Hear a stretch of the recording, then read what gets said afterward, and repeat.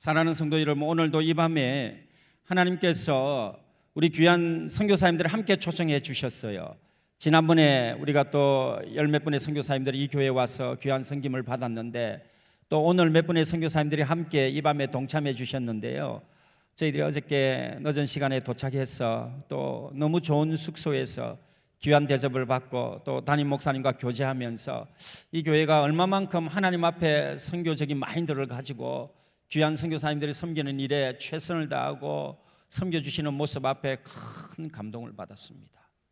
저도 선교지에 오래 있으면서 28년 동안 때로는 외롭고 힘들고 어려운 과정을 겪으면서 한국 교회에 와서 귀한 성도님들을 만나고 이렇게 선교의 열정적인 목사님들을 만날 때마다 저희 선교사들은 마음에 다시 한번 다짐하는 게 있습니다. 그것은 바로 주님 주신 이 복음을 최선을 다해서 증거해야겠다. 이 정인의 삶을, 하나님이 나에게 맡겨주신 이 복음의 사명을 끝까지 감당하기를 소원하는 그런 다짐의 시간들을 이 한국에 와서 가질 수 있다는 것입니다. 우리 귀한 꼬마도 왔네요. 몇 학년이에요? 6학년이에요? 예.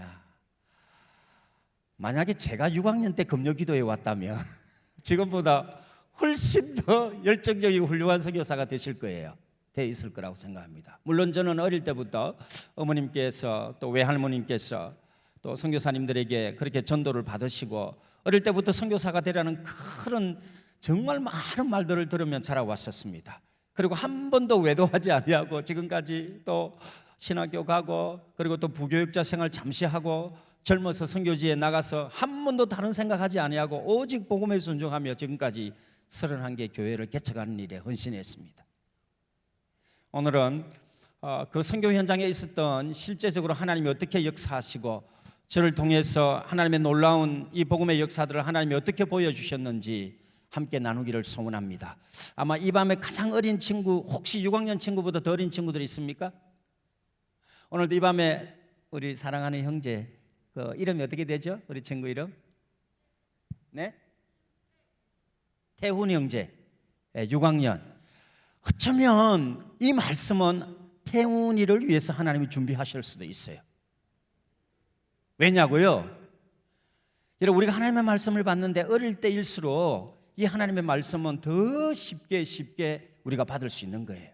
그래서 오늘 이 밤에 하나님이 말씀하시니까 우리 태훈이를 통하여서 하나님께서 어떻게 사랑하는 형제에게 말씀하시는지 귀 기울여 들으시고, 옆에 앉아있는 어머니가 태훈이 형제를 위해서 얼마나 많은 기도를 하고 오늘 이 말씀을 통하여서 내가 어떻게 하나님 앞에 헌신하며 하나님이 원하시는 그 삶을 살아갈 수 있을지 기도하며 말씀을 사모하는 믿음의 밤이 되기를 주님의 이름으로 축복합니다.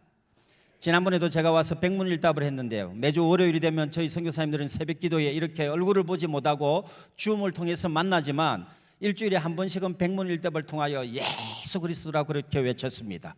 지난 시간에도 외쳤는데 오늘 이 밤에 한번 제가 외치면 여러분들이 예수 그리스도라고, 왜? 주님이 이 일을 하시고 살아계신 주님께서 이 일의 주인공이시기 때문에 우리는 다시 한번 다짐하는 시간을 가지기를 소원합니다. 생명을 살리는 선교적 교회를 이루시는 분은 누구 있습니까? 오늘 이 밤에 우리가 기도하는 시간에 우리의 기도에 응답하시는 분은 누구 있습니까? 오늘 이 밤에 태훈의 형제를 부르시고 사랑하는 귀한 아들에게 하나님 말씀으로 도전하시는 분은 누구 있습니까?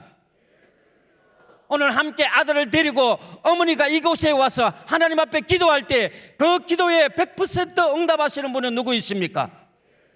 오늘 이 밤에 교회 리더들의 우리 장로님들이 부흥의 찬양을 드릴 때 이 기도와 이 찬양을 받으시는 분은 누구 있습니까? 오늘 이 밤에 하나님이 말씀하실 때 우리의 마음을 활짝 열어주시고 그 마음문을 통하여서 그 열어주시는 하나님의 역사를 그 말씀 가운데 이루실 분은 누구 있습니까? 오늘 우리 귀한 담임 목사님을 통하여 이 교회를 목회하게 하시고 살아가는 수많은 영혼들을, 이 지역에 돌아가는 죽어가는 영혼들을 구원하실 분은 누구 있습니까? 오늘 이 밤에 우리가 기도할 때에 응답을 주시고 확신을 주시고 우리가 하나님께로 다시 나아갈 수 있는 뜨거운 부흥의 마음을 주시는 누구 있습니까? 그분은 지금 살아계심을 믿습니다. 할렐루야. 우리가 이렇게 외치면 주님이 오시면 얼마나 좋겠어요. 아이고 선교사님 주님 오시면 안 됩니다. 아직까지 제가 할 일이 얼마나 많은데요. 아직까지 주님을 맞이할 준비가 되어 있지 않습니다. 그런 분들은 오늘 밤에 안 오신 거예요.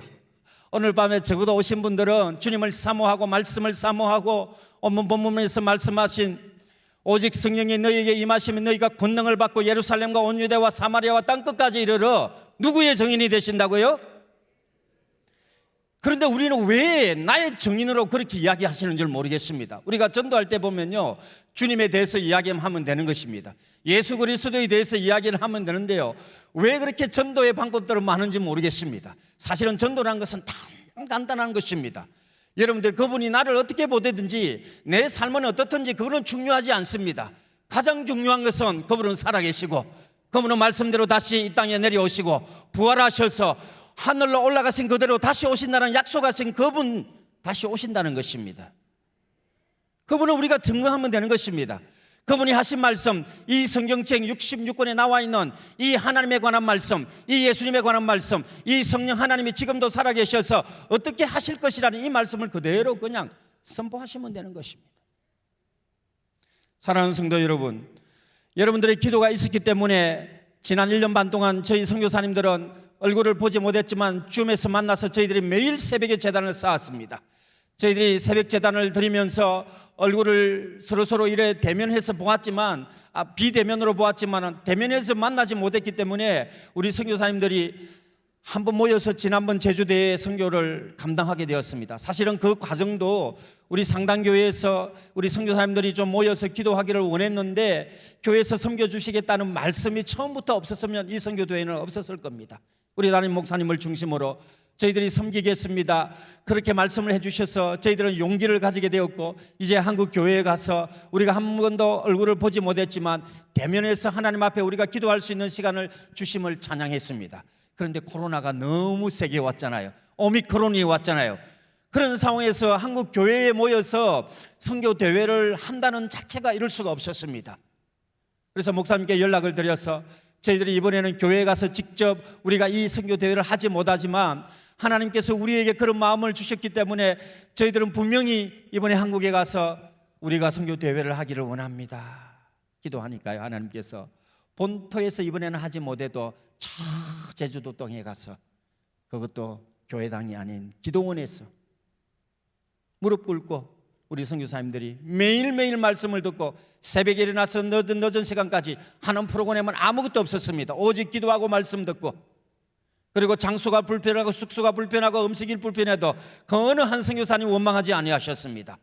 그 가운데 17명의 강사님을 통하여서 우리가 말씀으로 다시 한번 돌아가고 우리가 기도함으로써 하나님이 우리에게 주신 이 복음의 사명을 다시 한번 감당하겠노라고 많은 선교사님들이 기도하고 다짐하고 또 기도하고 다짐할 수가 있었던 것은 사실 우리 상당교회 성도님들의 헌신과 기도 덕분이었습니다.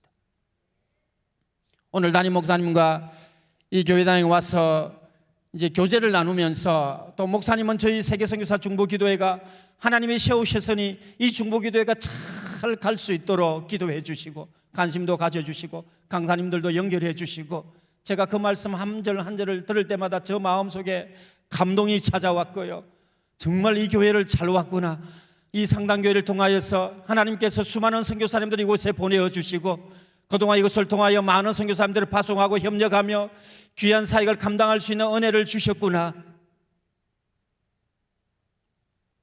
정말 감사하고 고맙습니다. 여러분들의 기도와 여러분들의 사랑과 헌신이 있었기에 저희들은 또 오늘 밤에 찾아와서 여러분들에게 귀한 기도의 제목을 나누기를 소원합니다. 오늘 이 밤에는 지난번 간증에서 말씀을 드렸지만 저희들이 1년 반, 거의 2년 동안 이 새벽 기도회를 진행하면서 무려 코로나와 각종 질병으로 순직하신 선교사님들이 70가정이라고 말씀드렸습니다. 오늘 그 70가정 중에 두 분의 선교사님 가정이 여기에 참석하셨습니다. 두 분의 목사님은 하나님의 부르심을 받고, 또 우리는 사실 알 수 없었죠. 저희들은 기도하니까 하나님이 살려주실 줄 알았고, 저희들이 너무 뜨겁게 기도했기 때문에 우리와 함께 기도회를 인도하는 목사님은 정말 하나님이 데려가지 않으실 줄 알았어요. 그럼에도 불구하고 하나님은 우리 선교사님을 너무 사랑하셔서 저희들 곁을 떠나 있으나 지금도 하나님 저 하늘 보좌에서 우리를 위해서 기도하고 있다는 그런 확신을 가집니다. 먼저 가신 우리 두 분의 선교사님, 우리 사모님 선교사님 두 분이 오늘 이 밤에 참여하고 계십니다.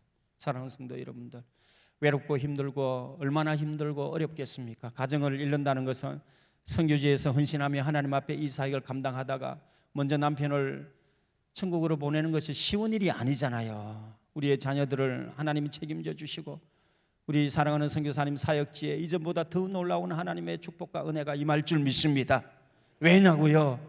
이 일은 여러분, 하나님이 우리에게 사명을 주셨기 때문에 우리의 상황과 우리의 형편이 어떠하든지 그 말씀을 따라 순종할 수밖에 없다는 것이 오늘 우리의 선교사들의 삶인 줄 믿습니다. 이 밤에 우리 두 분 사모를 위해서 나중에 한번 기도하실 때 정말 뜨겁게 기도해 주시고 여러분들이 정성껏 마련해 주신 헌금을 통하여서 많은 선교사님들이 어려움을 당하고 우리의 선교사 자녀들이 이 코로나 시대에 힘든 과정을 겪어가지만 그 헌금을 통하여서 위로함을 받고 또 격려를 받고 또 여러분들이 기도가 있기에 많은 선교사님들이 힘을 내어 다시 한번 선교사의 사역의 현장이 살아나고 우리 사역의 현장에 이전보다 더 큰 놀라운 선교의 부흥의 역사가, 복음의 역사가 한국교회와 더불어 우리 한국교회와 성도와 더불어 오늘 이 밤에 나와 하나님 앞에 간절히 기도하는 우리 성도들과 더불어 하나님이 일을 계속해서 진행시켜 주실 줄 믿습니다. 여러분, 저는 한국교회 올 때마다 항상 말씀을 전하면서 강조하는 것이 있습니다. 오늘 사도행전 1장 8절에 나타나 있는 이 말씀은 우리가 너무나도 잘 알고 있잖아요. 평소에도 잘 알고 우리 태원 친구도 이 말씀 들어보셨죠? 그렇죠? 사도행전 1장 8절 알죠? 그러면 이 말씀을 딱 들었을 때 어떤 마음이 생겨요? 이 말씀 읽으면 땅끝까지 이르러 내 장래되리 하니까 막 땅끝으로 가고 싶죠? 고개 끄덕끄덕했어요. 그러니까 어릴 때 나와야 되는 거예요. 어릴 때 오면요 하나님의 은혜가 폭포수처럼 쏟아지는 것입니다. 왜냐고요? 순수하니까요. 아이들은 순수하니까요. 그래서 우리 한국교회 주일학교가 여러분들 끊어지면 안 되는 것입니다. 우리의 다음 세대가 우리 교회 안에 얼마나 중요한 것임을 저는 믿습니다. 우리 대원 형제는 땅끝이 어디라고 생각해요?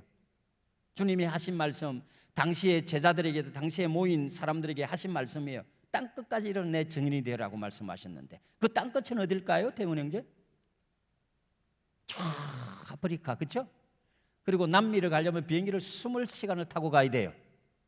거기가 땅끝일까요? 어디가 땅끝일까요? 여러분들 생각하는 우리가 문화를 초월하고 바다를 건너서 비행기를 타고 오랜 시간의 밀림으로 들어가서 우리가 복음을 전거하면 당연히 땅끝이죠. 그런데 여러분, 오늘날에는요 이 땅끝 선교를 감당하는 것이 100년 전에 우리 선교사님들이 이 조선 땅에 오셨을 때는 정말 우리 조선이 땅끝이었잖아요. 왜? 이 땅에 오다가 순교하신 분들이 얼마나 많으세요? 여러분, 미국에서 한국으로 오려면 배를 타고 오려면 한 달이 넘게 걸리잖아요. 그러면 폭풍우를 만나고 한 번도 말씀을 증거해 보지 못하고 그렇게 순직하신 선교사님들도 많이 계세요.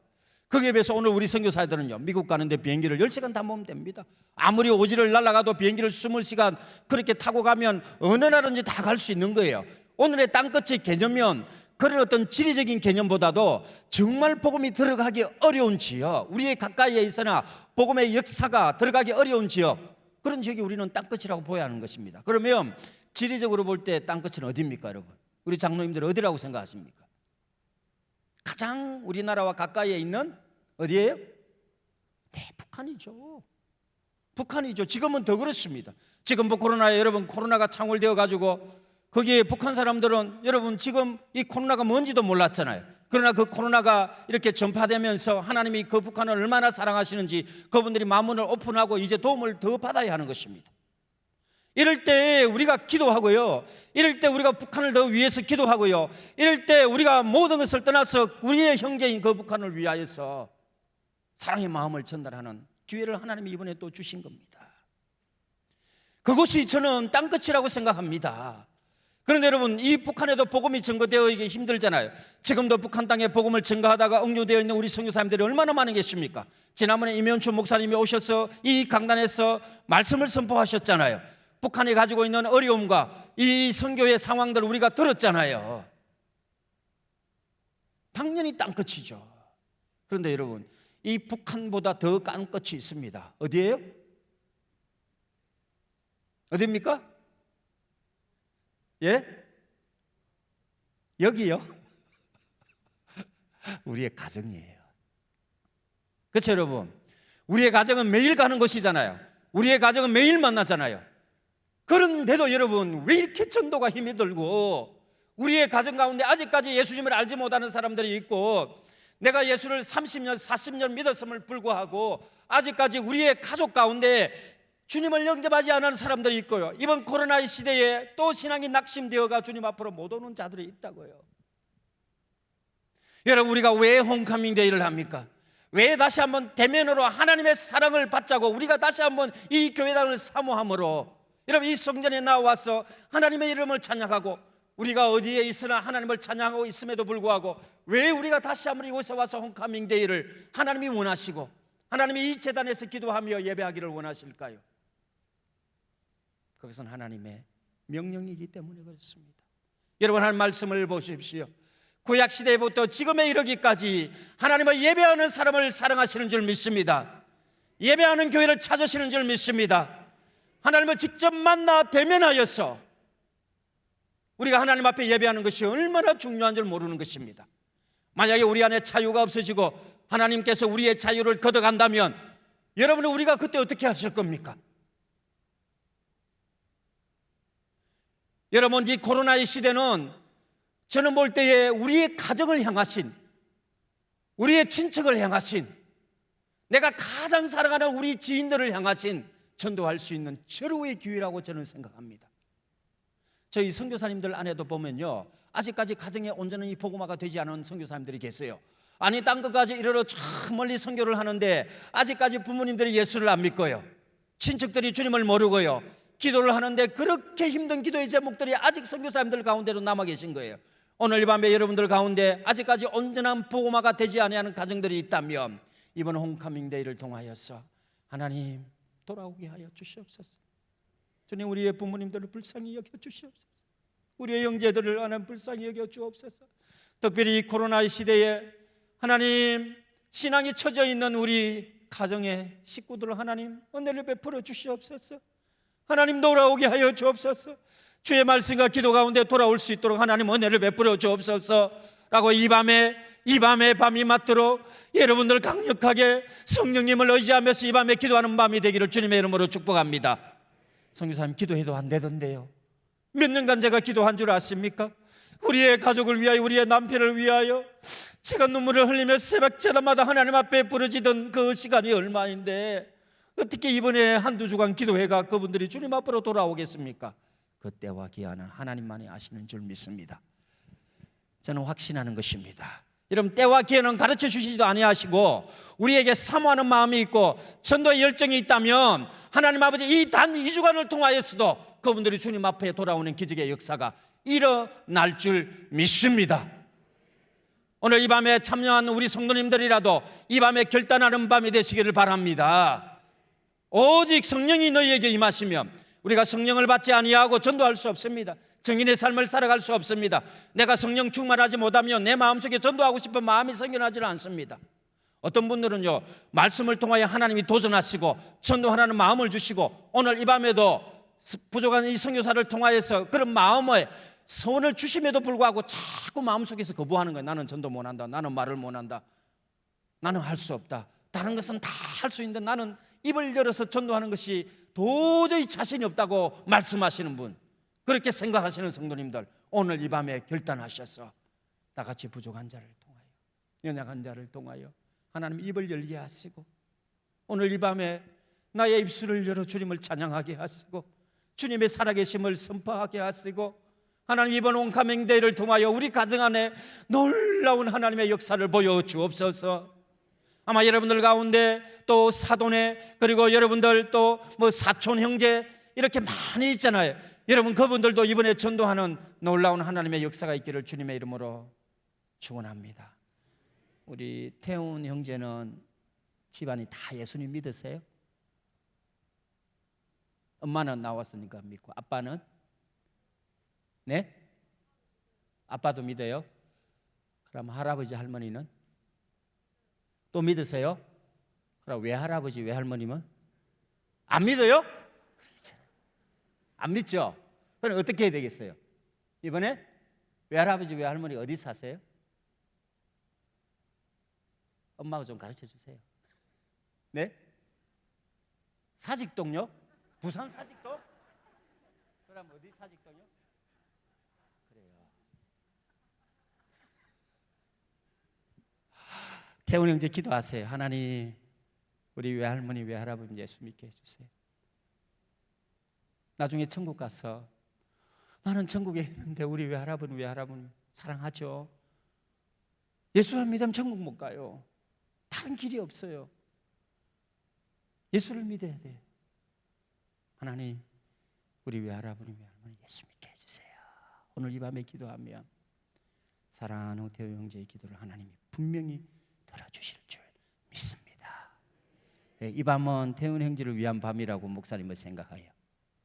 왜? 하나님이 형제를 사랑하시니까.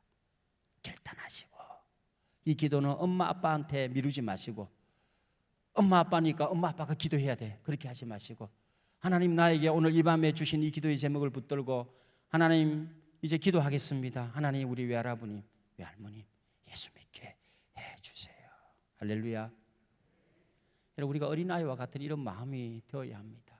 오늘 우리가요, 신앙의 수준이 높아져 있음에도 불구하고 때로는 우리가 영적으로 어린아이와 같을 때가 필요하다니, 그분이 말씀하셨으니까, 오늘 이 밤에 하나님이 나에게 말씀하셨으니까 그 말씀 그대로 우리가 도전받고 실천하는 것입니다.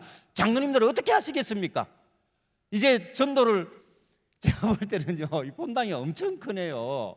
본당이 엄청 크고, 그리고 이곳에 옛날에 우리 한국교회는 금요기도에 꽉꽉 찼잖아요. 그렇지 않습니까? 그래서 하나님께서 장로님들은 오늘 이 밤에 제단에 세우시고 부흥이라는 찬양을 왜 하게 하셨을까요? 왜 장로님들을 부르셔서 이 밤에 이 찬양을 하나님이 영광 받아 주실까요? 저는 이 찬양을 듣는데 하나님 우리 장로님들을 통하여서 이 밤에 이 부흥의 찬양을 통하여서 이곳이 빽빽하게 금요기도에 채워지고, 하나님 그 옛날에 우리 한국교회에 주셨던 이 기도의 역사의 바람이 오늘 이 상당교회 안에 놀랍게 회복되어지는 기적의 역사를 하나님이 우리 장로님들을 통해 역사해 주실 줄 믿습니다. 그래서 금요일날 빠지지 마시고요, 우리 장로님들은 한 분도 빠지지 마시고 우리 전도를 위해서 사명을 가지고 나오는 믿음의 밤이 되었으면 좋겠습니다. 제가 선교 현장에 일어났던 이 정인의 삶이 얼마나 중요한지 몇 가지 간증을 드리도록 하겠습니다. 저는 어릴 때 저희 집안은 지난번에도 간증을 잠시 했습니다만은 선교사님들에 의해서 전도되어진 가정이기 때문에 저희 어머님이 선교사님이 지원을 하셔서 서울에 있는 좋은 대학에 종교음악과를 공부를 하게 되었습니다. 저희 집안의 형편이나 여러 상황들은 할 수 없어요. 이제 선교사님과 저희 외할아버님이 교회를 개척하고 이렇게 하다 보니까 교회 반주자가 필요해요. 교회 반주자를 이제 세워야 되는데 뭐 시골에 반주자가 뭐 있을 수가 없죠. 그래서 선교사님이 저희 어머님을 이렇게 다 뽑으셔서 이제 교회에서 공부를 시켜주시는데, 어머님은 음악적인 재능이 계셨기 때문에 그 학교를 졸업하고 또 피아노 반주를 자연스럽게 하게 되고, 저희 자녀 5명이 있었는데 저희 누님도 피아노를 전공하고 그것도 막내도 전공하고 저도 이제 성악을 전공하라고 어머님이 어릴 때부터 이렇게 성악 공부를 계속 시켜주셨는데요, 하도 어머님의 등살이 세어가지고 어머님이 이렇게, 제가 5학년인가 4학년 때 노래를 시작했는데 얼마나 연습을 많이 시켰으면, 저희 초등학교 선생님 중에 유명한 선생님 음악가가 있습니다. 여러분 금난세 아시죠? 저희 선배님이세요. 어머님하고도 친하시거든요. 그러니 어릴 때 제가 기억나는데 수업은 뒷전이고 맨날 하여튼 저하고 또 이쁜 여학생이 있어요. 같이 노래를 했다. 그 여학생만 2명 뽑아가지고 하여튼 수업 시간에도 불러가지고 수시로 이렇게 음악 공부를 시키고 노래를 시킨 거예요. 그래서 그 결과로 여러분 누가 잘하나 아시죠? 거기 전국대회에 나가서 1등 했어요. 그러니 부산시립소년합창단의 특채가 되었습니다. 그리고 중학교 때까지 제가 이제 요거 합창단을 했는데요, 전교생 머리가 다 빡빡인데 저 혼자 머리가 길었습니다. 그러니 얼마나 영적으로 교만했겠어요. 딱 머리가 짧은데 저 혼자 머리가 길었으니까. 그런데요, 제가 다녔던 우리 교회 담임 목사님은 정말 보수적이었습니다. 주일날 뭐 어떻게 뭐 연습하러 나온다, 이게 말이 안 되는 거예요. 일본 공연을 앞두고 저희들이 이제 연습을 하게 되었습니다. 그런데 어머님이 찾아와 가지고 들어갈 때도 어머님의 치맛바람이 좀 있었는데, 어머님이 어느 날 제가 이제 일본 공연을 저희들이 가기 전에 이제 주일날 연습을 해야 되는 공문이 날라온 거예요. 이 공문을 어머님이 받으시고, 우리 아들은 절대로 주일날 연습을 할 수 없다, 우리 교회 담임 목사님하고 의논을 하셔가지고 인연은 이제 합창단에서 그만두는 것이 좋겠다, 이렇게 결정하셔서 저하고 의논도 없이 지휘자 선생님에게 찾아가, 그 당시에 집사님이셨어요. 우리 아들은 주일날 연습을 하면 절대로 합창단을 할 수 없습니다. 그래서 우리는 합창단을 아이는 못 합니다, 이렇게 이야기를 해놓으신 거예요. 그래서 집사님이 저를, 어머님이 찾아가지고 이렇게 이야기해서 너는 주일날 연습 와야 되는데 못 오면은 일본 공연 갈 수 없다. 그 이후로 제 노래 이 공부는 끝이 나버린 거예요, 어머님에 의해서. 지금 생각해 보면 하나님이 하신 거죠. 그러나 저 어린 마음에 어머님이 노래해라 해놓고 또 어머님이 가셔가지고 주일날 연습한다고 노래 못하게 하니까 어린 마음에는 그게 상처가 되어서, 그때 저 당시는 절대로 나는 이제 노래를 하지 않겠다, 그렇게 다짐한 거예요, 사실은. 그 이후에 노래를 하고 또 합창단 활동을 계속했지만, 또 어린 마음에는 사실은 나는 노래를 하지 아니하고 이제 다르게 하나님을 찬양하고 하나님 앞에 이 사용받았으면 좋겠다 해서 저희 할머님이 저만 보면 선교사가 되어라, 선교사가 되어라, 선교사가 그렇게 기도해 주셨거든. 그래서 제가 신학교에 가게 되었고, 그리고 또 자연스럽게 하나님 앞에 이 도전의 말씀을 따라서 어릴 때 저는 선교지에 나갈 수 있었던 것입니다. 사랑하는 성도 여러분, 여러분들이 자녀들을 위해서 기도해 주실 때 이게요, 영적으로 우리가 억지로 하는 일 아무것도 없습니다. 혹시 여러분 자녀들 가운데 신앙생활 잘 하다가 지금 약간 좀 무뎌져 있는 우리 자녀들이 있지 않아요? 여러분, 이거는 엇박 지른다고 신앙은 할 수 없는 것입니다. 이번 홈커밍데이를 통하여서 2주 남았잖아요. 기도하십시오. 이거는 내가 어떻게 해결할 수 있는 부분이 아닙니다. 여러분, 우리의 젊은이들이 이번에 유튜브를 통하여서 이 비대면의 시대에 여러분들 얼마나 신앙생활 하는 것이 이렇게 자유롭게 되어져 있습니다. 그 젊은이들이 이곳에 돌아와서 대면 예배에 함께하고 이곳에서 하나님의 은혜를 다시 이전처럼 누린다는 것은 쉬운 일이 아닙니다. 우리는 사명을 가지고 그런 시대에 살지 아니했기 때문에 우리는 이곳에 나와서 하나님 앞에 예배할 수 있지만, 우리의 젊은이들까지 이곳에 다시 돌아와서 하나님을 찬양할 거라고요? 쉬운 일이 아닙니다. 그래서 많은 한국 교회들은 지금 고민하고 있지 않습니까? 오늘 이 밤에 태훈이처럼 어머니의 손을 꼭 붙들고, 나의 사랑하는 채 비록 헤어졌으나 어머님의 무릎 위에 앉아서 재미있게 듣던 말 그때 일을 지금도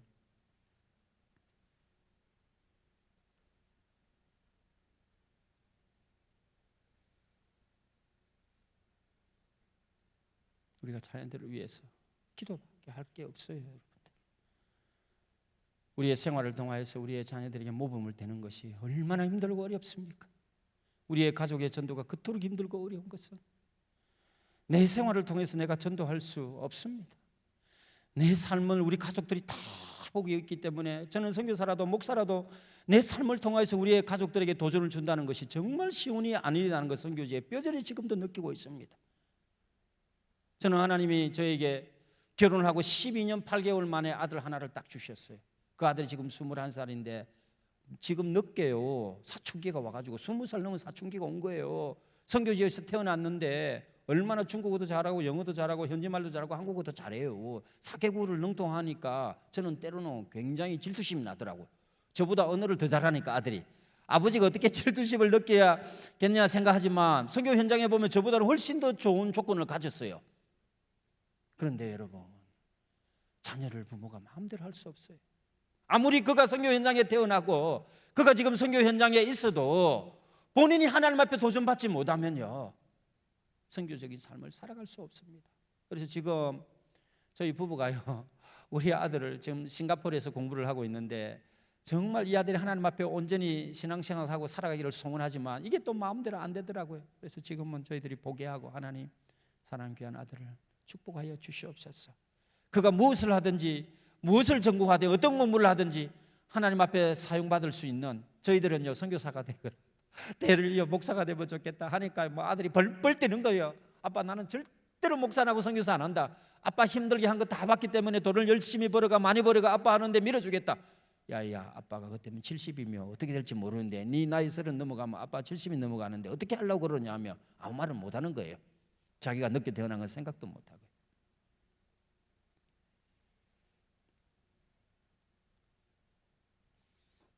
제가 선교지에 있으면서 하나님이 많은 은혜를 주셔서 한 번은 오지에서 교회를 개척할 수 있는 은혜를 주셨습니다. 여러분 좋은 사역자를 만난다는 것은 정말 중요합니다. 우리 선교사들에게 있어서 좋은 현지의 제자들을 만난다는 것은 진짜 중요해요. 사실 우리가 키운다, 우리가 그들을 이렇게 제자화한다는 것은 쉬운 일이 아닙니다. 왜냐하면요 대부분의 선교사님들은 교회를 개척하고 사역을 시작하면서 현지의 목회자를 만나서 시작을 하거든요.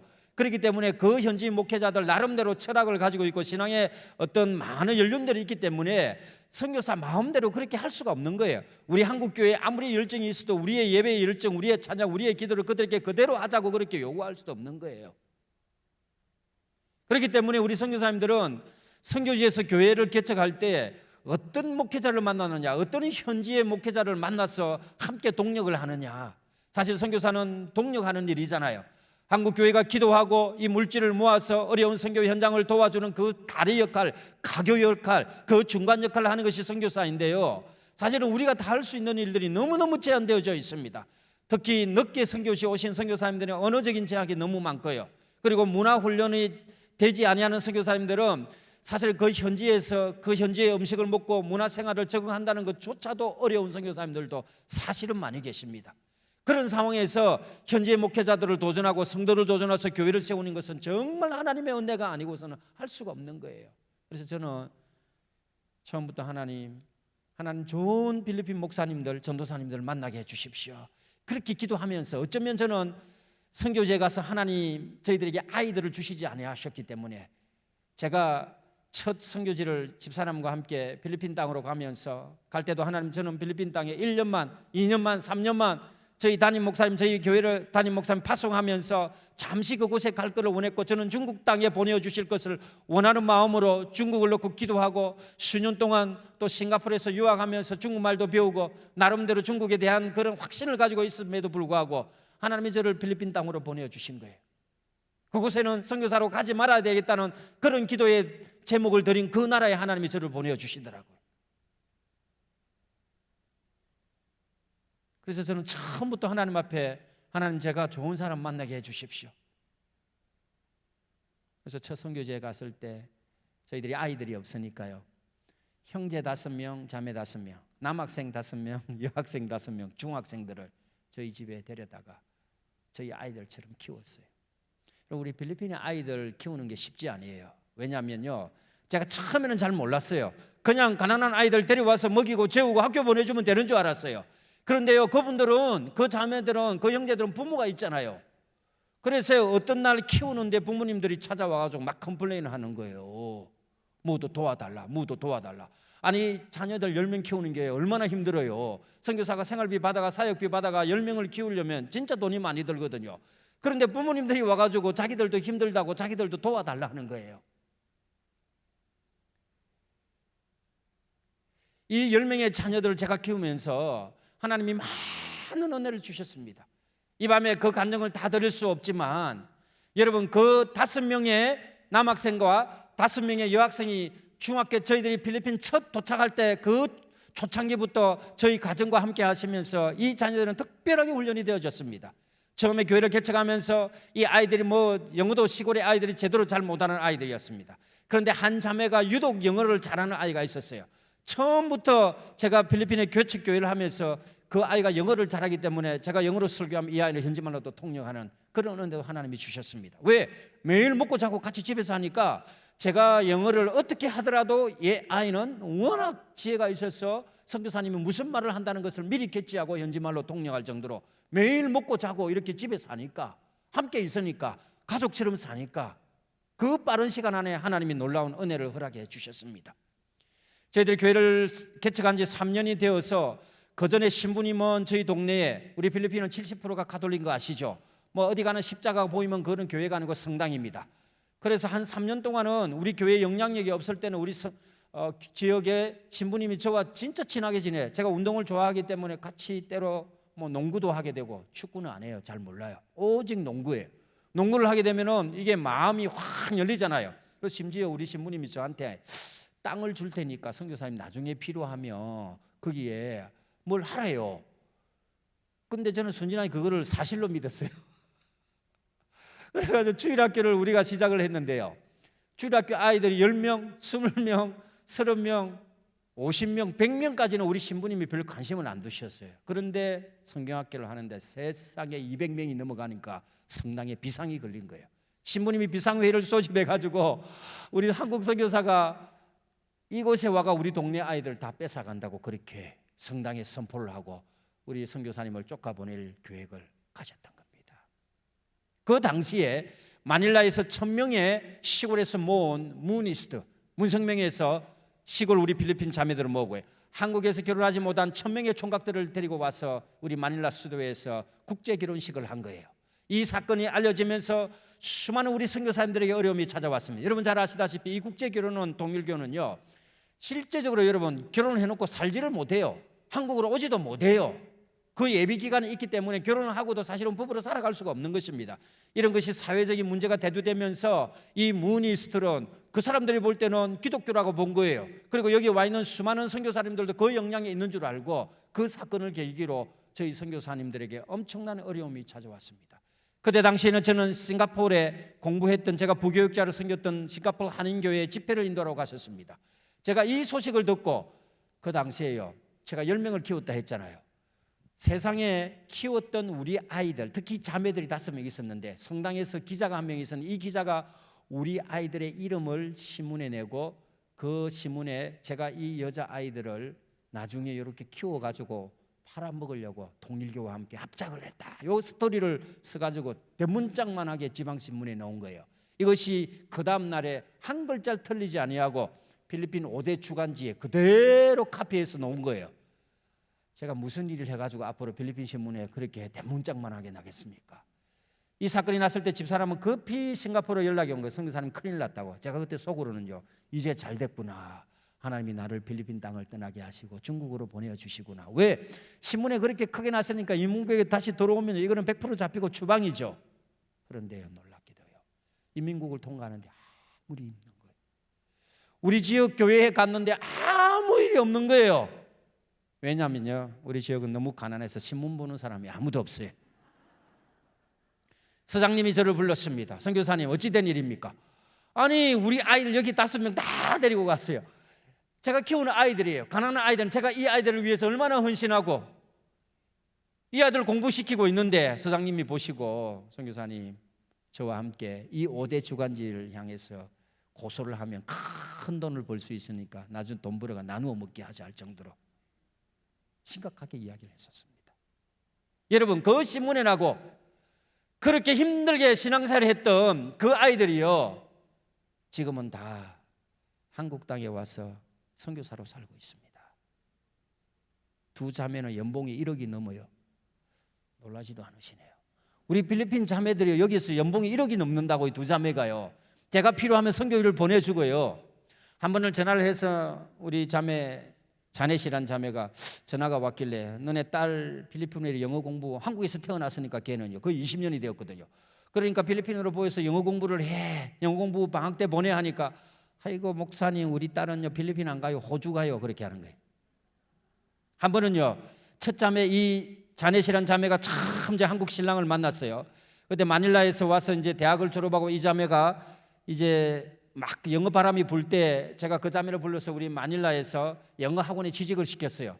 거기에서 전라도에서 온 한 그 전라 지역의 그 한 청년이 우리 자매에게 완전히 빠져버린 거예요, 영어 공부를 하면서. 근데 나중에 알아보니까요, 이 청년이 아버지가 그 무시무시한 국정원의 차장님이시더라고요. 여러분, 둘이가 이게 너무너무 이 마음에, 제가 사실 반대했거든요. 안 된다, 안 된다. 왜냐하면 이게 안 돼요, 여러분. 이 문화의 벽을 넘는다는 것이 이게 20년 전의 일입니다. 쉬운 일이 아니에요. 안 된다고요. 안 된다고, 결혼을 안 된 제가 반대했어요. 그런데 이 잭이라는 청년이 찾아와가지고 무릎을 꿇고 선교사님, 저는 믿음이 없는데 이 자매를 도저히 놓지를 못하겠습니다. 제가 결혼을 해야 되겠습니다. 그렇게 하는데 어때요? 그러면 한국에 연락을 해라. 부모님들 허락하면 나도 허락하겠다. 그런데 연락을 했는데 허락을 하겠대요. 그런데 알아보니까 뭐 그 집안도 별거 없더라고. 아버님이 시골에서 이발소 하시더라고요. 그런데 우리 자매가 처음에 결혼해가 들어갔어요.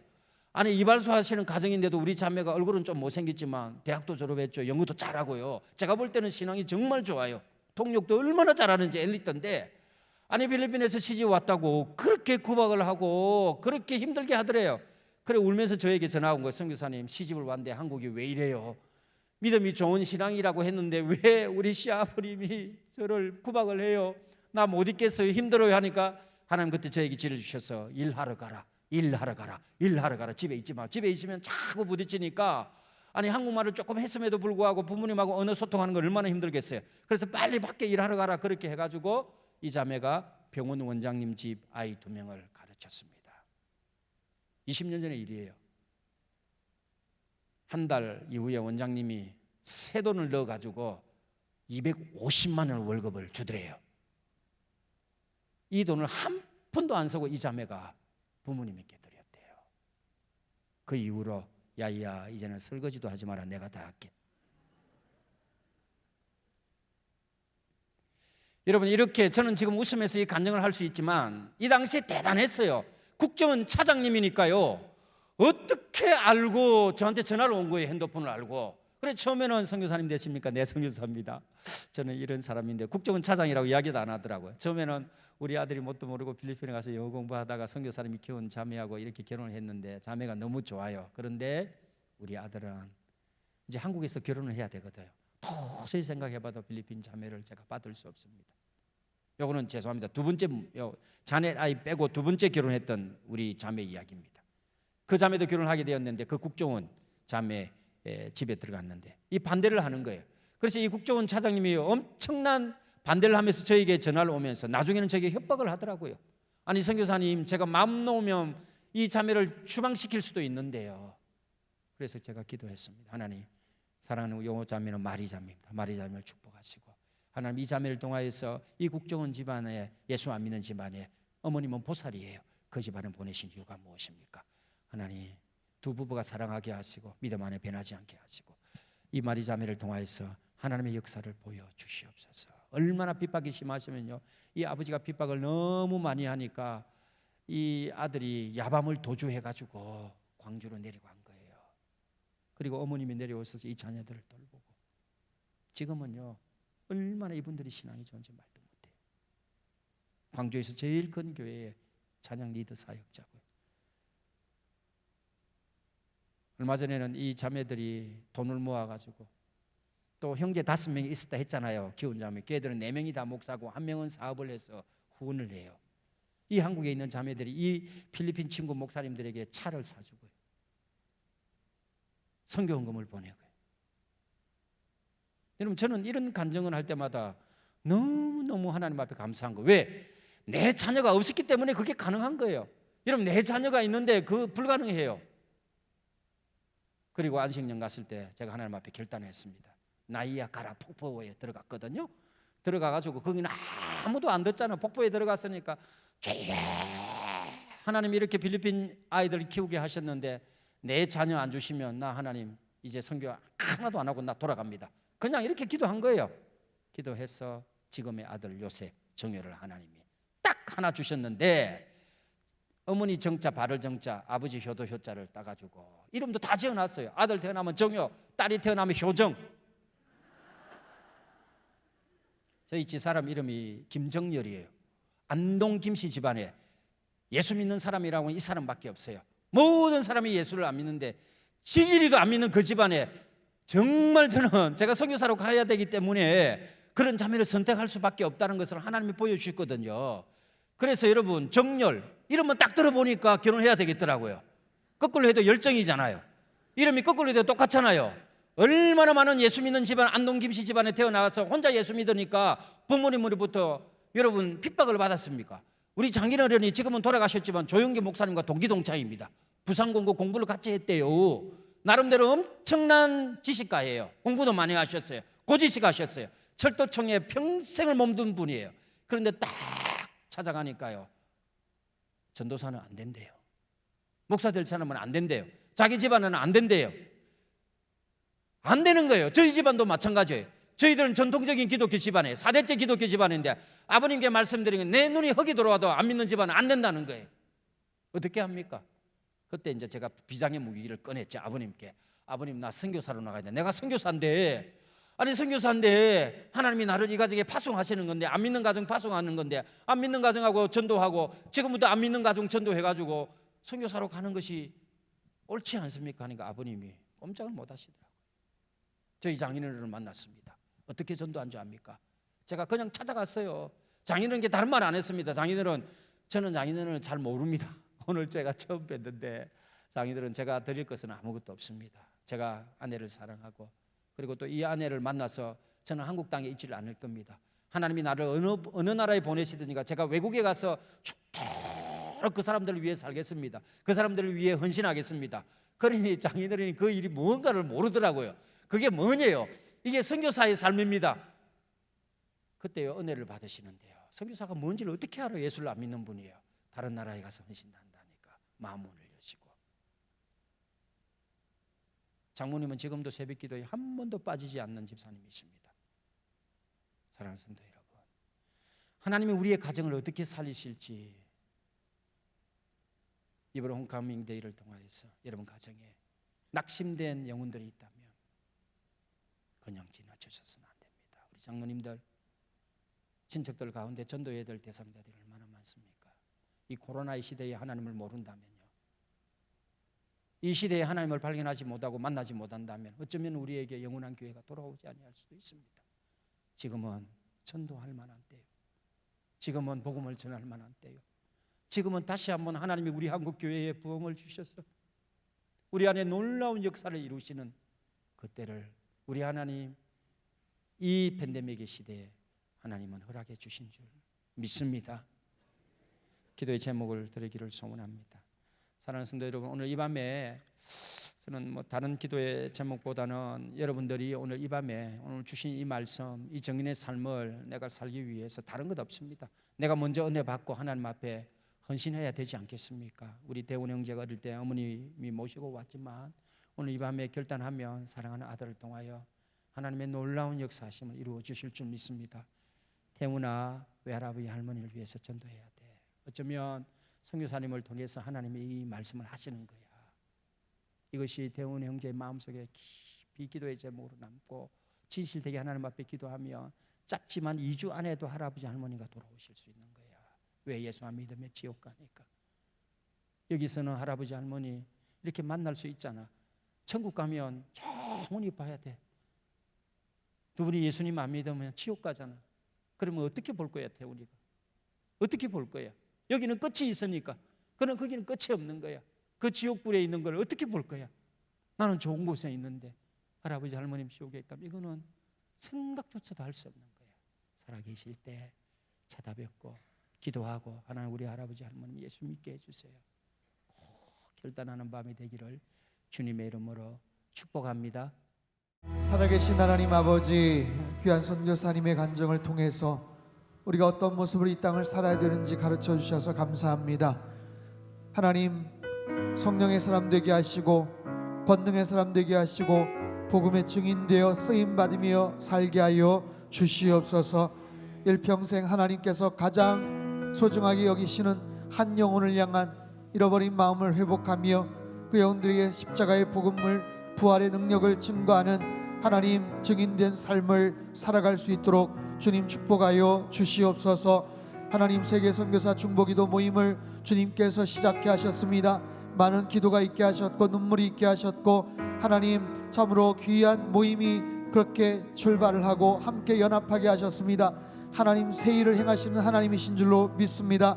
코로나 이후에 그 모임을 통해서 살아계신 하나님의 놀라운 능력과 역사들을 전 세계 곳곳에 증거하는 우리 선교사님들 다 되게 인도하여 주시옵소서. 그 공간과 장소와 섬기는 모든 스태프분들이 하나의 미랄이 되게 도와주시고 꺼지지 않는, 식지 않는 복음의 열정을, 불을 하나님께서 허락하여 주시옵소서. 주님, 우리 상담교회가 참으로 힘을 잃어가는 한국교회 부흥의 새바람을 일으키는 교회가 되어지기를 원합니다. 전국 방방곡곡에 다시 한번 기도의 불길이 일어나게 도와 주시옵소서. 하나님, 예배하는 자들이 가득가득 차고 넘치게 주님 축복하여 주시옵소서. 하나님, 코로나 상황 속에서 대면 예배를 드리지 못하고 함께 모여 예배 함께 드리지 못했던 많은 성도님들, 그들의 얼굴을 기억하며 그들의 이름을 기억하며 연락하고 함께 모여서 예배하는 자리가 되어지기를 원합니다. 5월 29일 홈커밍 데이를 통하여서 하나님, 예배가 완전히 회복이 되게 하시고 우리의 모임과 만남이 회복되는 역사가 있게 하여 주시옵소서. 주여 아버지 하나님, 참으로 코로나 이전의 모습 그 이상으로 저희들이 다시 회복이 되며 부흥의 놀라운 하나님의 역사들을 이루어가기를 빌고 원합니다. 하나님, 있는 모든 준비된 순서와 하나님 여러 가지 프로그램 가운데도 함께하여 주시고, 특별히 이번 주일 예배를 통해서 살아계신 하나님을 경험하고 목도할 수 있도록 모든 공간과 시간과 장소와 어린 유년 주일학교서부터 노년의 이르기까지 한 영혼도 거저 왔다 거저 돌아가는 일들 없도록 주님께서 축복하시고 역사하여 주시옵소서. 하나님, 일평생 주님 앞에 헌신하며 쓰임받는 인생 되기를 원합니다. 날마다 우리의 삶 속에서 간증거리가 넘쳐나게 주님 축복하여 주시옵소서. 높아진 교만한 우리의 마음과 하나님 우리의 모습들을 주님 낮춰 주시고 잃어버린 식어버린 열정을 다시 회복할 수 있게 도와주시옵소서. 하나님 나라에 들어갈 때까지 하나님께서 맡겨주신 고귀한 가장 고상한 그 가치와 덕목을 위해서 일평생 헌신하며 주님 앞에 그렇게 쓰임받는 우리 모든 성도님들 다 될 수 있도록 주님께서 축복하시고 역사하여 주시옵소서. 이 저녁에도 귀한 물질 주님 손에 올려드린 손길들 위에 하늘의 신령한 복과 땅의 기름진 복으로 넘치도록 부어 역사하여 주옵소서. 존귀하신 예수님의 이름으로 감사하며 기도하옵나이다. 아멘.